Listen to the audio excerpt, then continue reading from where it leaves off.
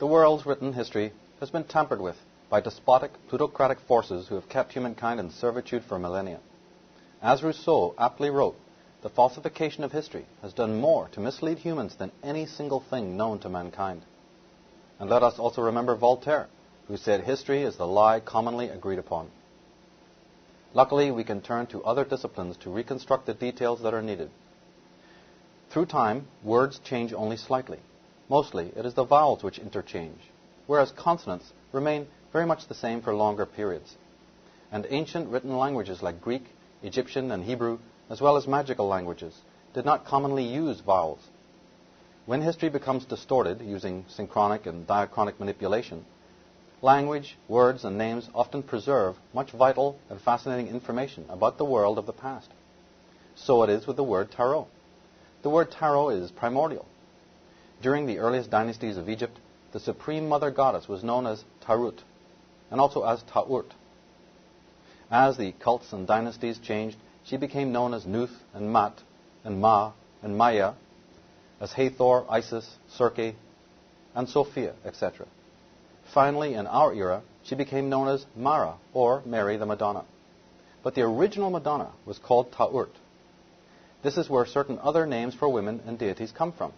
For instance, Ishtar, Tiamat, Ashtaroth, Astarte, Star, Tara, Thoth, the word Taurus.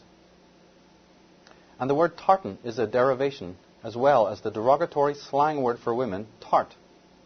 This arises because proponents of the solar cult demonized and rebuked all members of previous cults. A worshipper of Tarut then becomes ridiculed and scourged as a tart, in the same way that a worshipper of the lunar goddess becomes a lunatic, a monster, or a sinner, because sin was one of the earliest names of the moon goddess. Another word that was used in the scriptures to defame the priestess was harlot. This word, however, comes from herodulai, which actually meant sacred woman, or even beloved one. The Bible is full of mistranslations, most of them made purposely to conceal real meanings. The word Ta'urt or Tarot was later pronounced with a soft H at the end, like Taruth, thus giving us the familiar word truth. The word tarot and the word truth are therefore the same. It follows that if one is seeking truth, to seek out the tarot. In Arabic, the root ta, ta, means hidden or secret knowledge. In the Anglo-Saxon eras, the strong T sounds were softened to ch, so instead of t, it was ch. Tarut then becomes charuch, or church. A church is obviously a place of worship, where the great mysteries of being can be revealed. But the actual church is, however, not a building, but the tarot. The goddess named Circe, or Turk, or Kirk, is also a derivation. Her name denoted a circle, and that is exactly how the zodiac and the tarot were always formed and depicted, as a circle. Circe gives Kirk, which means church in Scottish, Gaelic. Even the word thought has its root in Thoth, which has its root in tarot. The word Thoth means a college, and the tarot is indeed just that, a college of the mysteries. The word taught comes from it, as does the word throat. The way that the word is pronounced in Celtic countries is always throat or tarot. The word Torah is a direct derivative of tarot. Torah has come down to mean the law or the way. When we do our theological homework, we find that it is an irrefutable fact that the Bible originated from the Torah. However, the secret truth is that the Torah originated from the Tarot, the original book of sacred law. This is one of the reasons why in the major arcana, card number 2, the High Priestess, holds a scroll with the word Torah on it.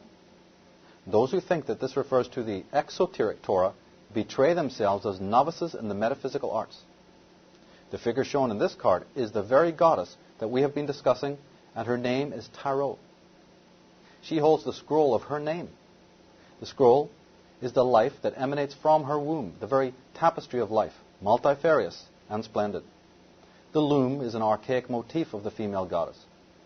We can also correctly see the scroll as the zodiac, on which is written the destiny, karma, and purpose of the fool, or the archetypal traveler who is seen in the previous card and who represents the sun on its annual circuit. In medieval paintings of the Madonna, we will see much use of this unfurled scroll. In Hindi, the word Toran means gateway, and this is just the image that one sees on the card. Even the numeral for the number 2 in Roman has long been associated with a gateway. The high priestess represents the gateway to the mysteries of the microcosm and the macrocosm, which are encapsulated in the cards of the major arcana. Now, the word ratio may also derive from tarot. Ratio means a measure, a relationship, a harmony, an order. Moreover, this goddess that we're talking about is herself pictured in the deck under cards 2, 3, 8, 11, 14, 17, and 21. It is interesting to note that many of the Renaissance decks mainly feature male characters in the major arcana. It is also a fact that the imagery of certain signs of the zodiac, like Aquarius and Sagittarius, that were originally feminine, were also later masculinized. The name Tarot was known as a goddess epithet far outside Egypt.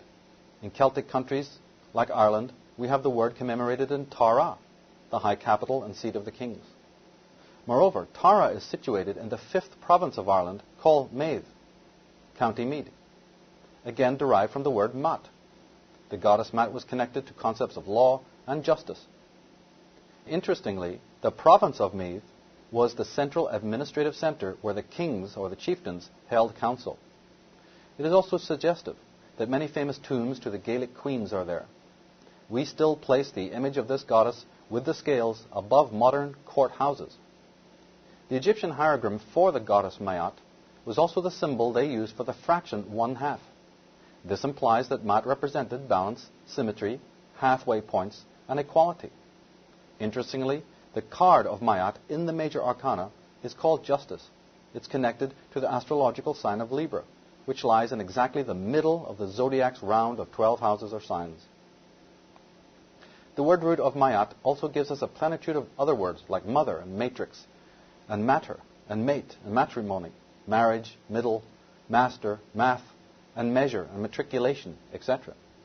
In Sanskrit, the word Tara means woman and also star.